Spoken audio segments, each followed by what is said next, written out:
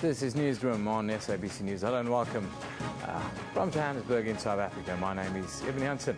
The show is broadcast live every weekday morning between 9 and 10 a.m. Highlights are rebroadcast at 2 every afternoon and then repeated at 5 a.m. the very next morning.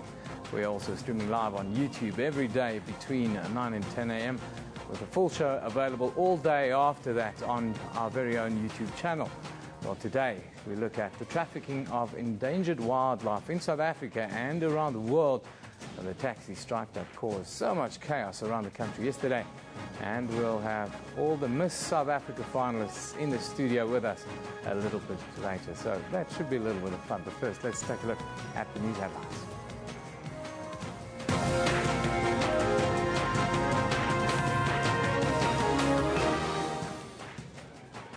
Taxi operations are expected to return to normal this morning. The National Taxi Alliance say yesterday's strike was regrettable as thousands of commuters were left stranded. However, such a step was necessary, they say. Another fuel price increase takes effect from midnight. The latest hike will see motorists paying 39 cents more for a litre of petrol. The increase will lead to a record price of just under 14 rand a litre. Diesel will rise by 24 cents, while paraffin will go up by between 12 and 16 cents. The Automobile Association has meanwhile warned that if the rand continues to depreciate, a petrol price of up to 16 rand per litre is possible in the medium term. In keeping with his reputation for generosity, former President Nelson Mandela's will has left financial benefits to his children and grandchildren, educational institutions and ordinary people who lived and worked with him. Mandela's estate provisionally stands at 46 million rand, excluding funds in the 3 trusts and royalties. His wife Graça receives half of the estate as they were married in community of property. Last week, an estimated 1,600 reptiles and amphibians were discovered during a routine inspection at Johannesburg's International Airport. The large shipment of reptiles was smuggled from Madagascar and destined for the exotic pet trade in the United States. Geckos, frogs, chameleons, lizards and toads, many of which are endangered species, were tied up in small muslin bags or crammed into overcrowded plastic tubs for approximately 5 days before they were discovered. Now in studio with us today we have Ainsley Hay, head of the NSPCA's Wildlife Unit, to shed a little bit more light on how big the exotic animal trade industry really is. Good morning. Morning. Thanks for joining us. Ainsley, just tell us, let's start with last week's incident. Take us through how the reptiles were discovered and how they were being transported and how bad that situation really was. Oh, it's absolutely horrific. Luckily, one of our inspectors was doing routine checks at OR Tambo Airport at the cargo section, because we have had animal welfare concerns there in the past, so we do undertake to do routine inspections to make sure all animals are cared for. The inspector actually luckily found the 2 boxes and saw that they were labelled as having live animals in them. When she got closer to the box, she could actually smell a very bad smell, which led her to believe that there were dead animals in this box. So we managed to get the Department of Agriculture, Forestries and Fisheries to intervene so that the 2 boxes could be taken to the Johannesburg Zoo's quarantine station to actually open the boxes and see what's going on. And that's when we opened up the boxes and found the horrific sight of, hundreds of dead animals and other animals in the process of dying, packed very tightly into the crates. Important to note, this was completely legal. They had all the paperwork in place, and this is very, very common. And the only reason we were aware is that there was a delay of a day because the flight to the States was cancelled.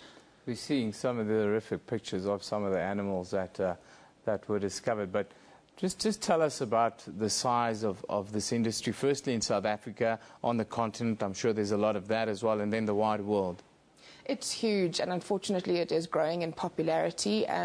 People do forget that exotic animals are actually still wild animals that are being traded. So we have the problem with exotic animals being brought from other countries to our country for the exotic pet trade, and also we have the problem with our indigenous animals being exported to other countries to feed the exotic pet trade elsewhere. Tell us about why this is so big, and it must be a case of lots of money involved in it. It is worth an awful lot of money, the trade in wild animals and wild animal parts. Unfortunately, what we find a lot of the time, it's impulse purchases, because owning these sort of animals is a novelty factor. People think they're cool, or it's a topic of conversation, even though these animals suffer greatly being kept in captivity. They haven't been domesticated, and they're not companion animals. They don't gain anything from being kept in a household. So not only is the cruelty involved with the trading of these animals, actually keeping them in households, there's cruelty involved as well. Who are the people making the money? I'm sure it's not the guys catching the animals. Somewhere along the food chain, somebody must be making the money. Who do we see? Is it the end, the guy who's selling it in his pet shop in the States? No, for example, in this case, you'd have the main organizer in Madagascar who then pays people, it's generally people from impoverished areas who go out into the wild areas to actually catch these animals. So that trader, the person who sells them in the original country, is making money, and then also the end receiver in whichever country they are going to be sold to the pet trade makes a lot of money, because he purchases them for a certain price and then adds on a markup to the resale. Tell us about the challenges facing the NSPCA on dealing with this kind of problem. It must be quite difficult to police, I would think. It is very difficult because it is an extensive trade. Also, we have problems that exotic wild animals are generally not protected by laws in this country. Our nature conservation provincial groups have got laws protecting our indigenous wild animals in this country, but exotic animals, there's generally not laws that protect them. So it's very difficult to control it, and because there's no legislation. Has Johannesburg become a sort of hub for the export of this kind of animals all around the world? Definitely, especially our airport. So in South Africa, we have a very big problem of having very porous borders. They're very poorly policed, and laws are very poorly enforced. So international and local animal smugglers or animal traders are using South Africa more and more frequently, because they know that it's a very easy bounce point where they can either bring animals in or send animals out through. For those people at home who don't know about the legal positions and what goes on, just clear up for us, what kind of animals are you allowed to keep and which ones are you not allowed to keep? In terms of the provincial nature conservation laws, you are not allowed to keep any indigenous wild animals as pets generally. However, exotic wild animals you are. But just because it's legal doesn't mean that it's right. There are a lot of things that used to be legal but that we now know better and we don't do. So from an animal welfare side of view, if you want to have a pet, have a dog or a cat that's a companion animal that you love and it loves you back, and you can have a very happy pet ownership with that animal. Don't have an animal that you have to keep in a cage or a tank to be part of your family. And yeah, in South Africa, has this been something that's also on the increase, or are we not like the Americas of this world where, you know, pets and animals become part of your show, really? Unfortunately, it's growing all the time, and we're getting all sorts of new rare animals on the market. As soon as there's an interest or a television program on a special rare wild animals, you'll see that the interest increases, and these animals are freely available in the pet trade. And we now see lots of dead animals and so forth, pet trade and exotic animals, but is there also a medicine type of trade with these kind of animals, and how does that sort of fit in with this? With different type of animals, there is, in South Africa, we have our local traditional healer medicine use, which is with a lot of our indigenous animals. And then obviously in Asia, there's a lot of use of wild animals and their parts for traditional medicine. Well, Ainsley, that's where we're going to have to leave it today. Thank you for joining us. It's certainly very worrying, the fact that so many animals are being killed when people are very, very greedy, trying to make money off the back of that. Thank you once again for joining us this morning. Well, we move on. The Parliament's Portfolio Committee on Police will pay a visit to various police stations in the Eastern Cape. The committee will check if the police are rendering effective services to various communities. Recently, police conduct have been under the microscope, especially during various service delivery marches. The committee will visit East London and Mdantsane police stations. Yuri Blichnout joins us from our studio in Port Elizabeth. Morning, Yuri. Hi, good morning, Evan. Hi, good morning, Evan, and good morning to the viewers. Fantastic you can hear us. Yuri, what can we expect from the visit to these various police stations today?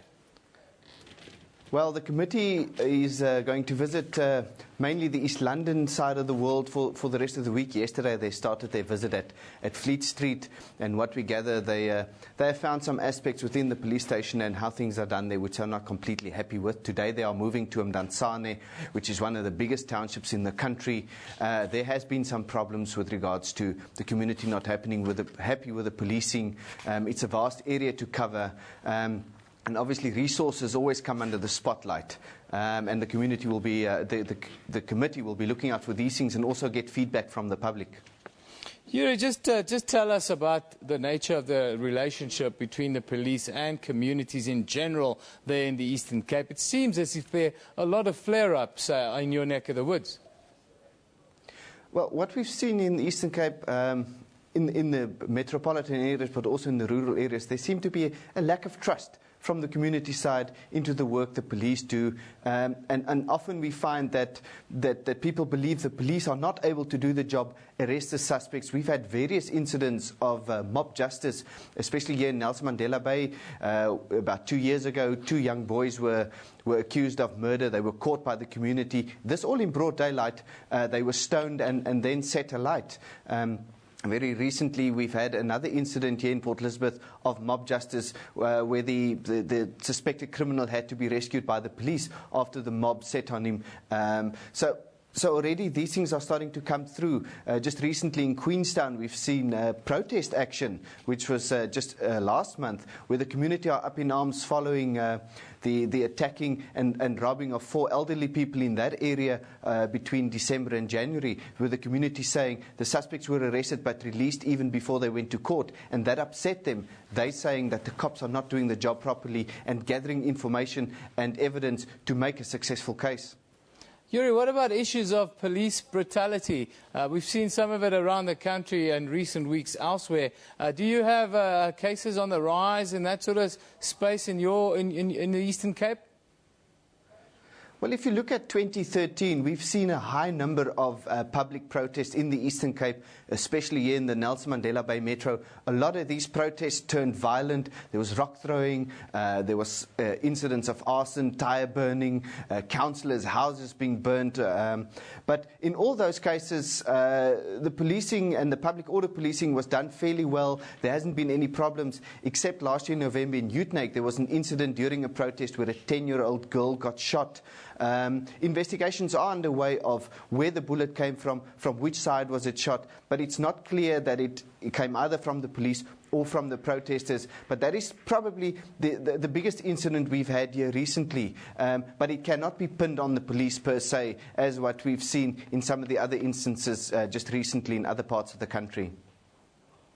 Yuri, the other scenario that plays out in the rest of the country is that there's always some sort of criminal element involved in what we now call service delivery protests that leads to looting and general criminality. Is that also a problem in the Eastern Cape? Yes, we've seen that on a few occasions here, especially in the Utenhage area, where foreign national-owned shops have been looted. There were instances where some of these foreign nationals have even been murdered by the criminal element within the mobs.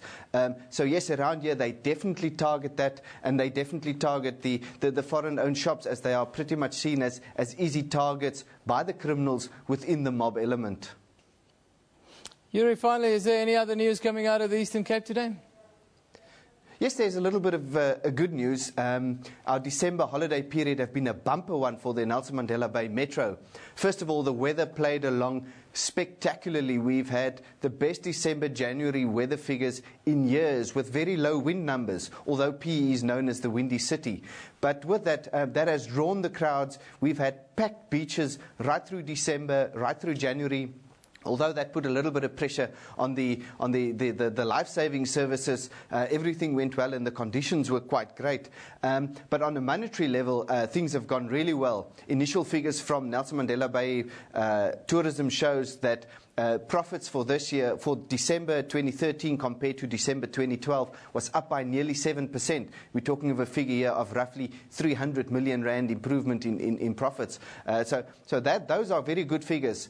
Our national park just down the road here, Addo Elephant Park, has shown an increase in visitor numbers of 4,000 people in 2013 compared to 2012. So all these things bode well for the economy of the region here, which is mainly industrially driven. Now, the Nelson Mandela Bay Chamber of Commerce are also very happy with the figures. But they say now business and the tourism side need to come together to have a more spread out program and something out of season to improve the calendar, to draw people, and then by that means spread the income and also increase the income over a longer period to make it a more tourist friendly destination. Thank you very much, Yuri. The friendly city deserves everything coming its way. That's Yuri Blichnout coming to us live from Port Elizabeth. Oh, yeah, the friendly city has had a bumper festive season. Well deserved, we say. Always a fantastic place to go and visit. That is Port Elizabeth and the rest of the Eastern Cape. Let's take a look at what you are thinking and talking about on social media. Gituru Mwai says, Winnie gets nothing from Mandela as well. Not even a shout-out. Slap, she says. Would you leave your ex money in your will? That's very sober. Why expect Mr. Mandela to do the same? That's from Pinda. And Lindo Kutle Mnisi says the provisional assessment of Mandela's estate was about 46 million rand. I wonder what is the value of Nkandla? Ash Osman says Mandela's estate after 95 of selfless struggle, 46 million rand. Nkandla estate, 206 million rand. Says Ash. Well, those are just some of your views coming in. We welcome all views are welcome at SABC Newsroom on Twitter. That's where you can interact with us. We'll put it up. We'll talk about it. We'll get it back. sabcnews.co.za/news. That's where you can get all the updates from all of our other facilities, all our other reporters as well. After a short break, we look at rail facilities in KwaZulu-Natal. This is Newsroom on SABC News.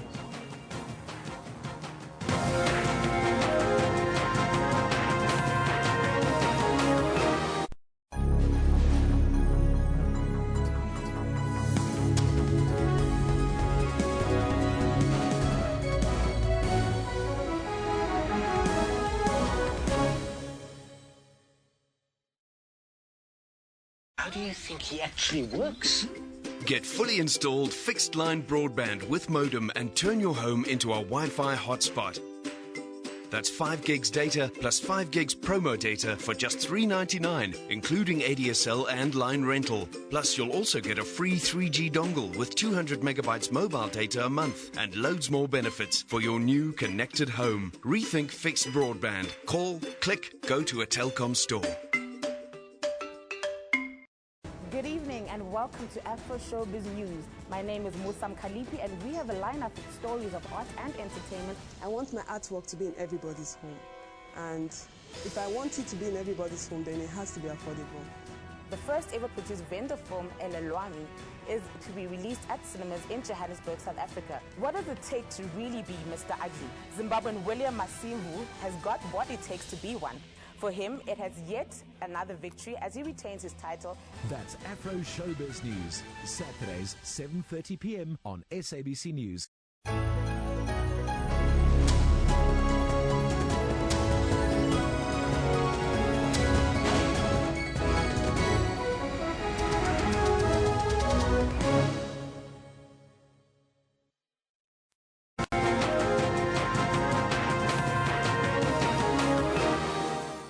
Welcome back. You're watching Newsroom on SABC News.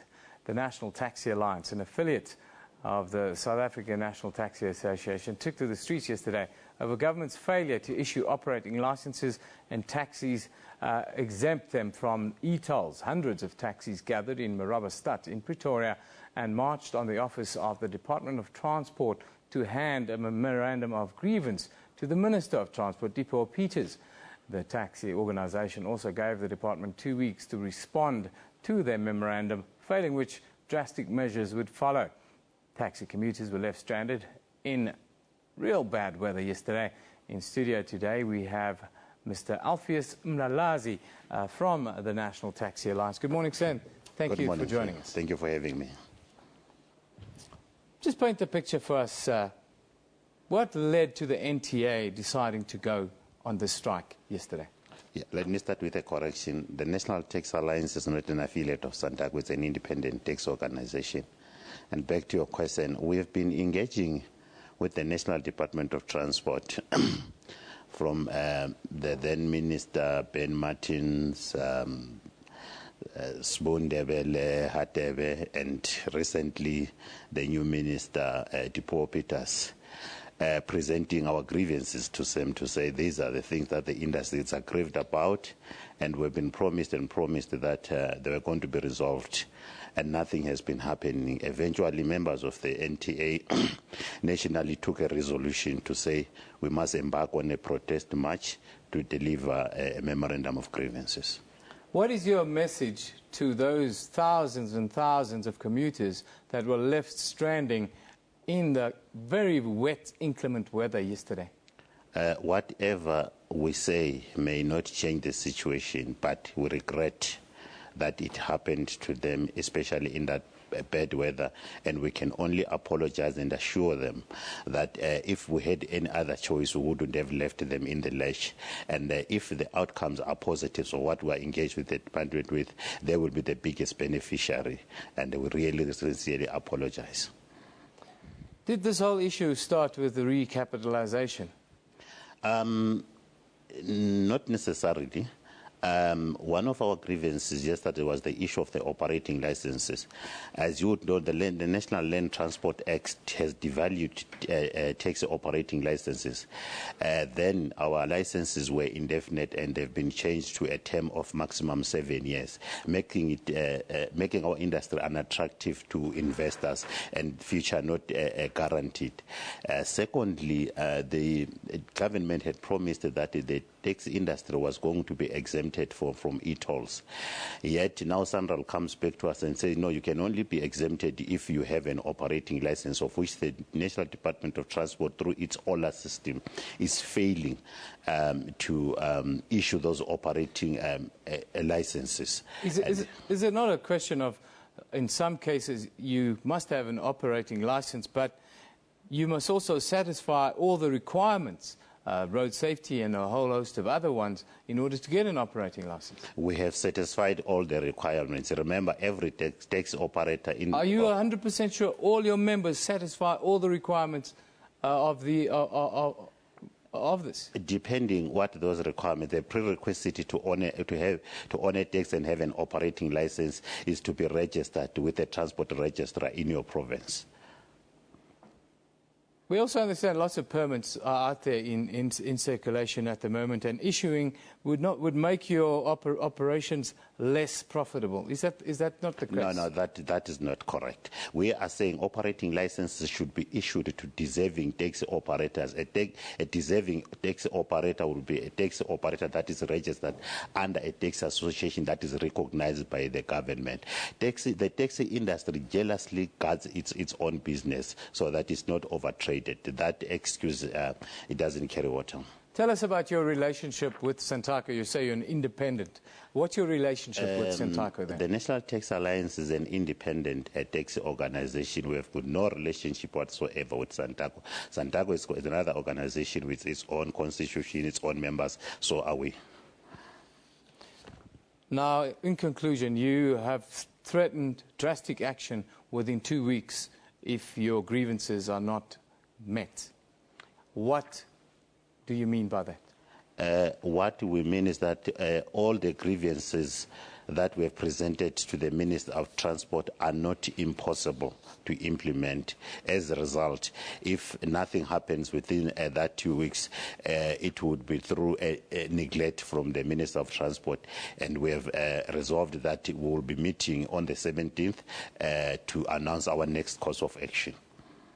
Well, thank you for joining and clearing it up for us today. We hope that there's some middle ground so that the people who travel long distances to work don't have to suffer in the rain once again. Thank you once again for joining us. That's the National Taxi Alliance's Mr. Alpheus Mlalazi, who joined us in the studio. Just to recap that story, the National Taxi Alliance says it's regrettable that thousands of commuters were left stranded following its strike in Gauteng yesterday. However, operations are expected to return to normal today. The NTA wants operating licenses to be issued to them so that they can benefit from e-toll exemptions. Currently, only half of the 63,000 registered taxi operators have these licenses.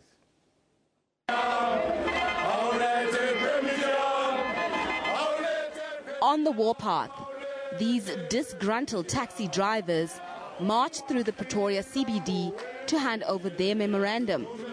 Our members have been receiving bills from Sanral ranging from 2,000 to 42,000 in only 1 month. And as a result, we have concluded that the taxi industry has not been exempted because there is not a single taxi that I know that has a tag in it for that exemption. So government has failed to deliver on its promise. They've given the department 2 weeks to respond. The strike caused massive traffic delays, but hardest hit were commuters. Many saying they didn't get sufficient warning. Buses battled to accommodate the large numbers. Nozintombi Mia, SABC News. Train operations at the newly built Bridge City station in KwaZulu-Natal commenced yesterday. The 1.2 billion rand project is part of the Bridge City rail link project that started in 2001. The station integrates with various other public transport networks, including taxi ranks and the bus rapid transport system. With us on the line, we have Nana Zanani from Passenger Rail Agency of South Africa. Good morning, Zanani. Are you on the line? Hi. Yes, I am. Good morning. Just tell us about yesterday and how things are now at the station. Things are slowly ramping up. It is going to be a change in terms of how people have planned their normal routes. But what we're hoping for is a steady increase, especially with the KwaMashu residents or commuters whom we are hoping to attract back into, or rather into, Bridge City Station. Now, how many passengers will this station and then train service, how much will they transport and support? We are looking at a peak of approximately 90,000 people. We're running a 12-car train set, which has the capacity to carry 1,800 people. Let me just add that one of the benefits of having a station like Bridge City in terms of overcrowding management is that we are now able to separate the lines, one going to KwaMashu, the other going in the other direction. So you don't have one train that is sort of stopping at each and every station, dropping off people. Now, this is one of the areas that we are intervening in terms of our 5-point rail plan. The plan itself is starting to ramp up a change management approach in terms of how we deliver services. Now, all of these efficiencies are going to be introduced gradually, especially in high-volume areas, not just what we see in KZN, but we've also started in the Gauteng areas as well. And this kind of this kind of project, is this part of taking it around the country? Can we see it develop elsewhere in South Africa? Absolutely. It's actually part of PRASA's bigger mandate in terms of making sure that we modernize our services and prepare our technology to receive the new trains. So what happens is, as rail, the operators, obviously on behalf of PRASA Rail, what we modernize in terms of the stations, etc., we then introduce a different way in terms of operating our trains.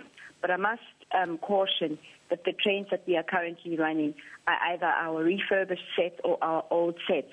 So we will still have those disruptions in terms of our services now and again due to faulty train sets. But in terms of the station modernization, people will see a lot of construction works and even, unfortunately, some inconveniences where we have to put in speed restrictions. Now, that is to help in the future. So what we're doing is we're fixing the actual stations themselves. We're fixing the rail lines, the drainage, where you'll find that sometimes you can't run trains because there's been flooding on the rail tracks. We're trying to eradicate that. But we're also looking at things like passenger safety, security, as well as also protecting our assets. So there's a lot of work happening while we are running our services at the same time. And just tell us quickly, finally, where can people access the information that they need if they want to interact with you guys? If they want to interact with us, they visit us on www.prasa.com, but also at the stations, because our service is actually sitting within the communities themselves. We have also within the communities our commuter liaison people that we work directly with, and they become a conduit between ourselves and the communities.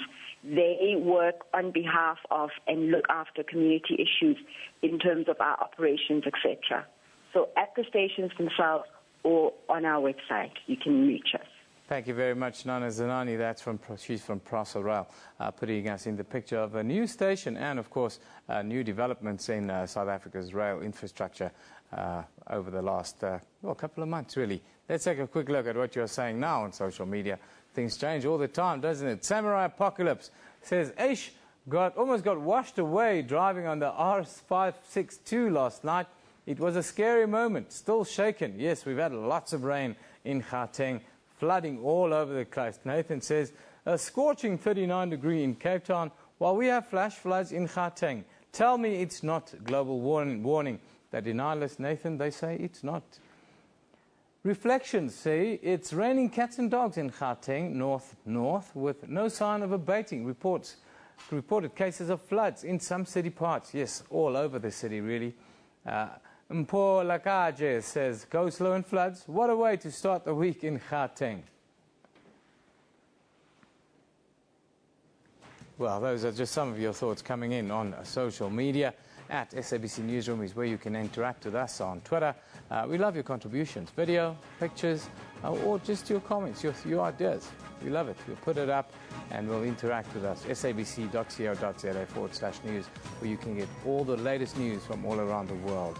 Of course, we're going to take a short little commercial break. Now, when we come back, we'll look at all the Miss South Africa finalists for this year's competition.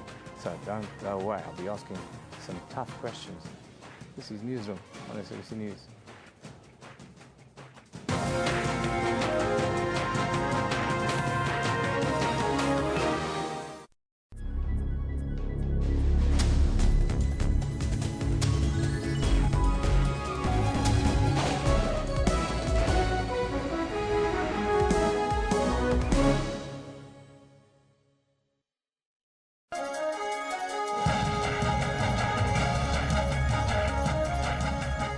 Sometimes a lot of people, in fact, do not have access, firstly, to palliative care. Secondly, even if they do, So what? Do we just kill them if they don't have access to palliative care? I think she's actually crucifying my question, with all due respect. If you actually actively assist somebody to die, then you are convicted of murder. Who should take the burden of terminating a life? It's very problematic for doctors to play God. That's Rights and Recourse, Sundays 2 p.m. on SABC News.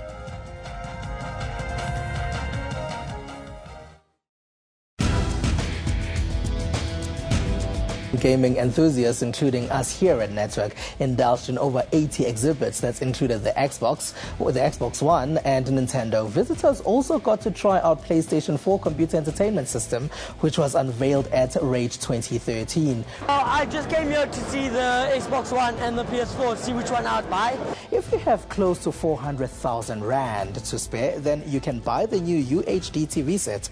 Samsung has launched cheaper models, but cheaper doesn't necessarily mean cheap. South Africa has just received the country's first surgical robot, but the robot isn't quite taking over from your surgeon just yet. That's Network, Sundays, 7:30 p.m. on SABC News.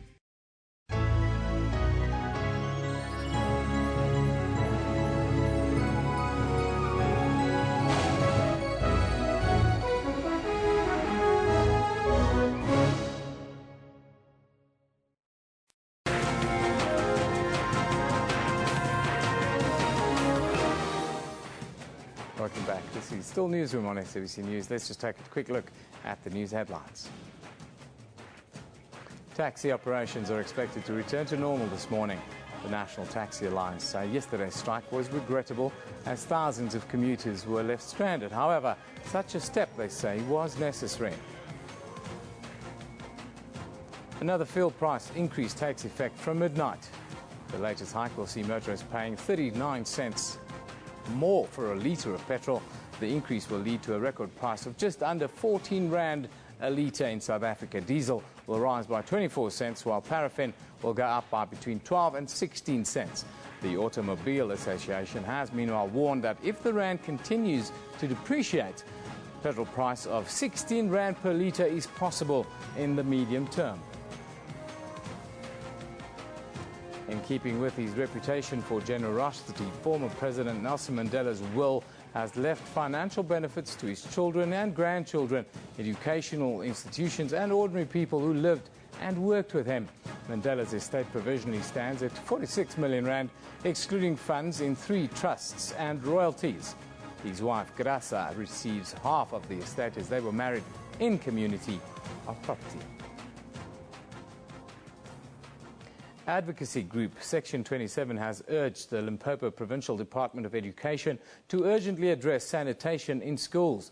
Section 27 says it would rather work with the Basic Education Department to address unsafe and unhygienic toilets in Limpopo schools than taking legal action to address backlogs. Concerns over unsafe and unhygienic toilets in Limpopo schools came to the fore after 6-year-old Michael Komape died. He fell into a pit latrine at his school in Chibeng village outside Polokwane. Now, joining us in studio this morning is Section 27 lawyer Nikki Steyn. Good morning, Nikki. Good morning. Thanks for joining us. Nikki, just tell us about, is this a change in direction for you guys as to how you're going to approach things going forward? What we'd like to do and what we've always wanted to do as a first prize is to work with the Department of Education, to collaborate with them.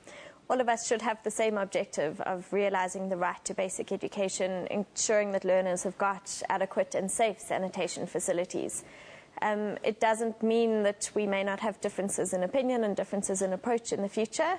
To the extent that we can work together and reinforce each other's efforts, we will do so.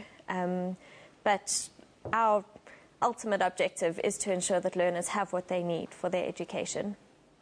Now tell us about the situation in Limpopo. It's been quite reported as quite dire. Somebody drowning in a pit latrine is really unheard of. It must be quite bad.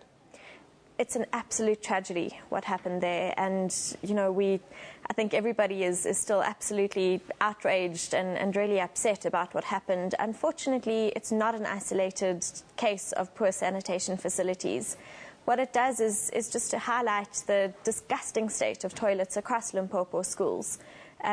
Many schools that we've been in touch with have reported that they have no toilets at all, that their toilets have collapsed. There's no privacy, the danger of learners falling into the pits, and it contributes to things like higher learner absenteeism, threats to their health, threats to their safety, needing to go and relieve themselves in the bushes, of course, exposes them to crime, to wild animals. So it is an extremely desperate situation and requires very urgent steps to address. And how are you guys working with parents and communities and then the department to improve the situation? Tell us about that. We have about 50 client schools at the moment, and we are working with them directly to address their sanitation facilities.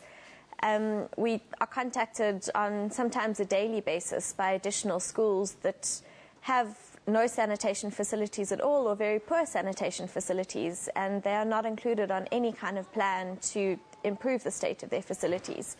And so we are collecting information and monitoring the progress in construction of sanitation facilities. And we will continue to do that until the facilities at all of the schools in the province have been adequately addressed. And finally, just tell us quickly what's been the response from the department with you extending this olive branch? I think the department, well, they have said that they are happy to collaborate with Section 27, and they've undertaken to share with us the information that they have about school sanitation facilities, the plans that they have to improve these facilities at schools. What we've done as well is to put out a call to construction companies with particular focus on those companies that admitted to allegations of bid rigging last year, calling on them to fulfill their social and moral obligations to bring on their skills and their resources to contribute to solving the sanitation crisis. Well, Nikki, thank you for joining us this morning. I hope that this scenario gets better in Limpopo and we sort out the situation as soon as possible. Thank you. Thank you. Well, moving into one of our top stories, investigators from the Civil Aviation Authority have been sifting through the wreckage of a plane following a crash near Lanseria Airport in northern Johannesburg. A pilot and 2 passengers were killed. The accident, which is suspected to have been caused by rainy, wet weather conditions, happened yesterday morning. The twin engine burst into flames while trying to land. The Beechcraft King Air twin engine left Germiston's Rand Airport for Lanseria. A fairly short journey turned disastrous. The plane reportedly burst into flames upon landing. Paramedics rushed to the scene, but there were no survivors. On scene, they found that the Lanseria emergency services had already cordoned off the area, and as I said, the plane was well ablaze. They were already fighting the fire. Once my paramedic got on scene, he discovered that one covered body had already been removed from the aircraft, and they were busy extricating the other 2. Officials combed the scene for clues, trying to piece together the events that led to the crash.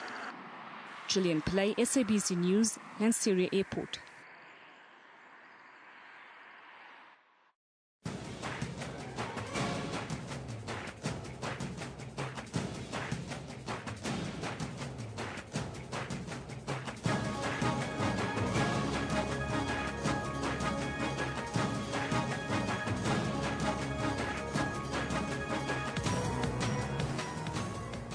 Well, the 12 Miss South Africa finalists have been announced and will now battle it for the title of Miss South Africa 2014. There have been lots of changes this year, one being that television viewers are now able to get to know and follow their favourite finalists thanks to the reality show, The Road to Miss South Africa. Today, in studio, well, we have our producer, Katrine, standing by first to do a little interview with Melinda Ban.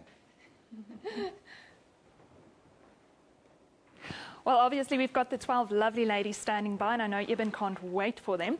But with me, I've got former Miss SA and now Miss SA National Executive, Melinda Bam. Good morning, welcome, Katrine. Very welcome. Thank you very much. A lot of changes this year since the pageant changed, since you won the title in 2011, right? Can you just bring us up to speed with what exactly has changed and what we can be expecting from I think the big change for us in Miss South Africa was just to really rebrand the whole pageant to make it relevant again.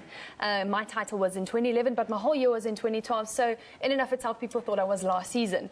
So we brought the pageant into March. We've got a new production company, a new judging panel, and then, of course, with the new production company, we've got a new headline sponsor, SABC, and the production company have really gone to the ends of the earth to make the public part of Miss South Africa. So we've got online conversations going on that really profile all our lovely contestants so the public get to know the girls and they really get to root for their favourite. I see you guys are quite very popular on social media and everything. Has that changed the pageant and how it's being presented this year in any way? It definitely has. I think Don't Look Down have done an incredible job in creating an online conversation. So every Road to Miss SA has a trending topic and a hashtag conversation that everyone can tag the conversation and talk about what's featuring in the episode, root for their favourite girl, really support them online. And everything gets driven back to our home platform, Miss SA website, where there's additional content, exclusive features, extra footage, a few bloopers here and there that really involves the public, and I think that really gives the public a growing sentiment back into the Miss South Africa pageant. Now, winning the crown is one thing, but actually maintaining and developing the brand after that, and that's something that you quite done very successfully. Like, can you let us know a bit more about the commitment and the effort that goes behind that after winning the crown? I think being back and being part of the Miss South Africa family and Sun International has really been a pleasure for me because I studied marketing, and who knew that I can marry the two, do marketing and Miss South Africa. But the whole brand is really a passion. I think the whole office and everyone that's part of it and all the girls itself, it's an absolute privilege to be part of a brand that really empowers women, and I think that's our biggest focus for this year. Just what was the best part of winning Miss SA and how has your life changed since then? Everything has changed. Everything is completely changed. It's an absolute blessing, but I think it opens so many different doors for you in life. I didn't know what I wanted to do post Miss SA, but it really opened so many different doors for me. So I pursued a career in coming back to Miss South Africa. I've started my own company, presenting workshops for younger girls and for corporates as well. So you have endless opportunities that get handed to you on a silver platter. And if you've got the drive and determination, you can make all your dreams come true. Your favourite Miss SA of all time and why? I've got two, actually. I can't choose. Suzette van der Merwe, working with her now, knowing her so well and closely through SABC. And then Basetsana Khumalo. I think she's one of the the benchmark Miss South Africa is. Everyone measures themselves to the olden day Miss South African, and I think for myself, I definitely measured myself according to Suzette and Bassetana, and I think I did well.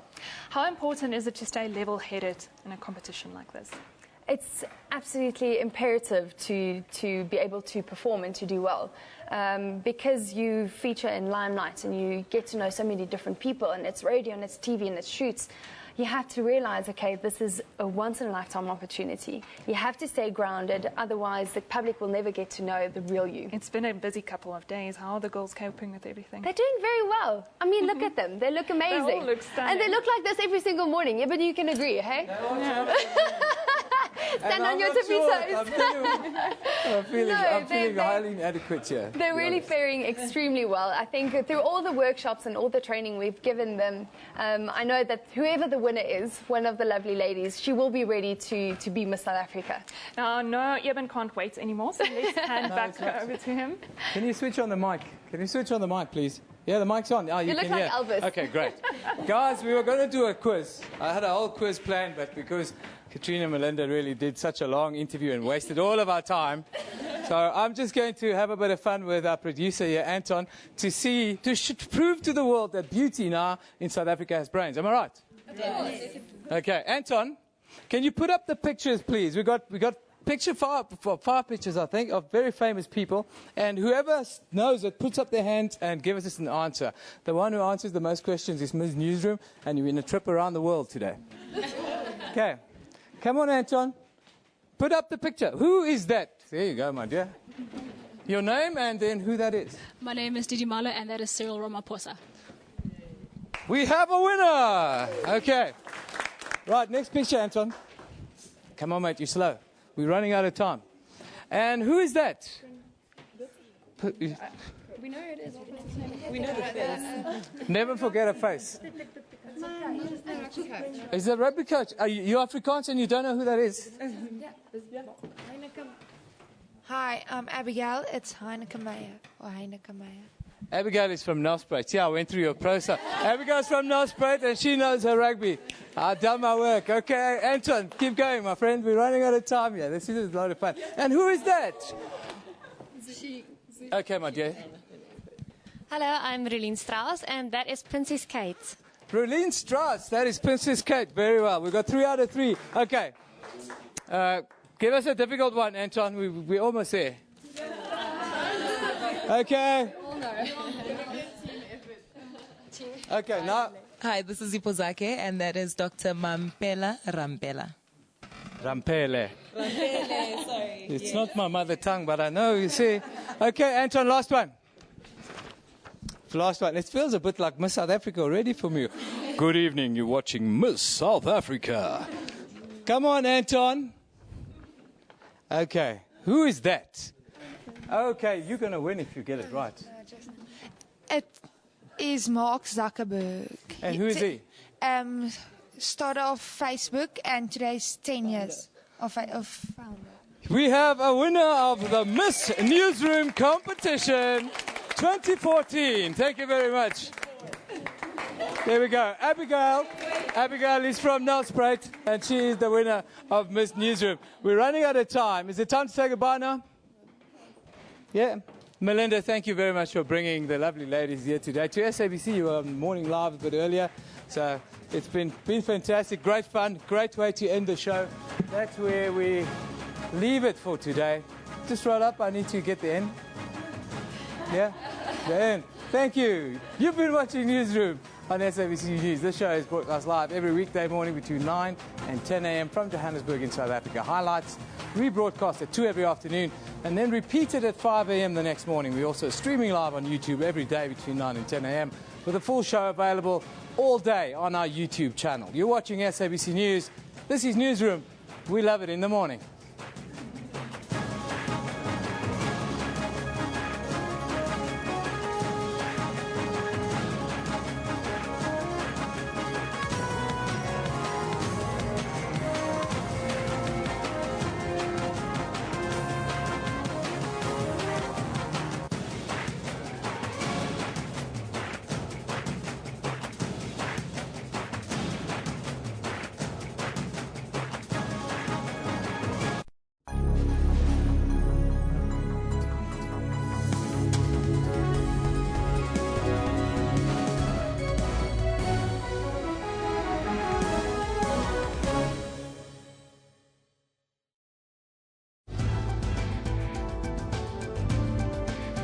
How does then media balance those two, responsible reporting and also keeping it factual?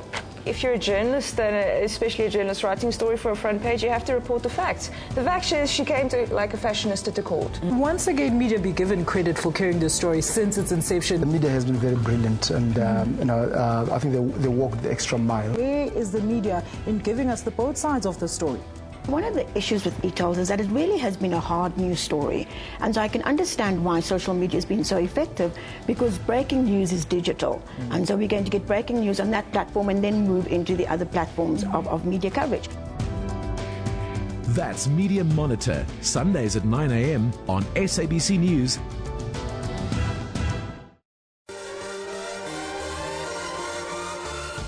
Good evening and welcome to Kaleidoscope, the show that brings you the very best of Africa to the world. Just a few kilometers away from the hustle and bustle of the city is an animal sanctuary known as the Lion Park.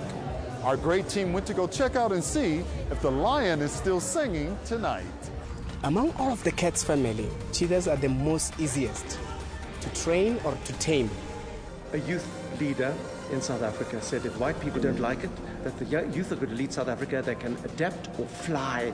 And I said, thank you for the title. So again, I thank politicians for my title.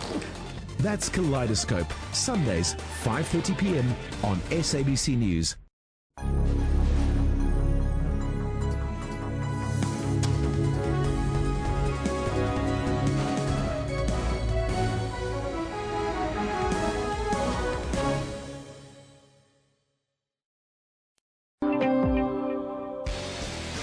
Risk, adrenaline, excitement.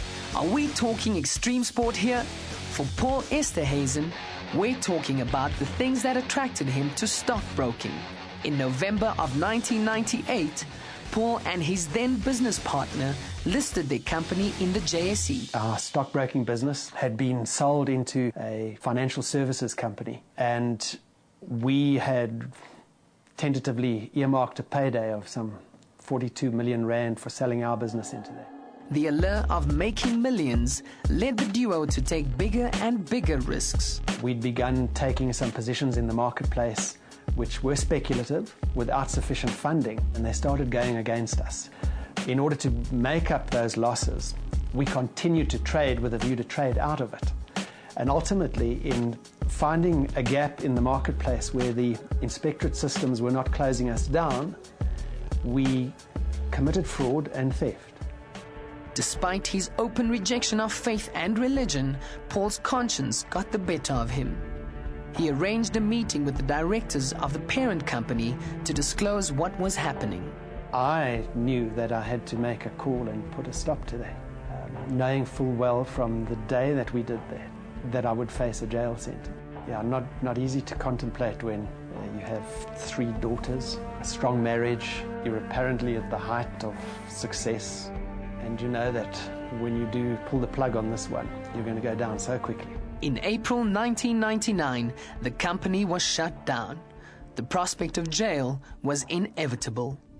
It took 40 months before I was sentenced. For 40 months, without fail, standing up and looking at myself in a mirror and saying, Paul, you're going to jail.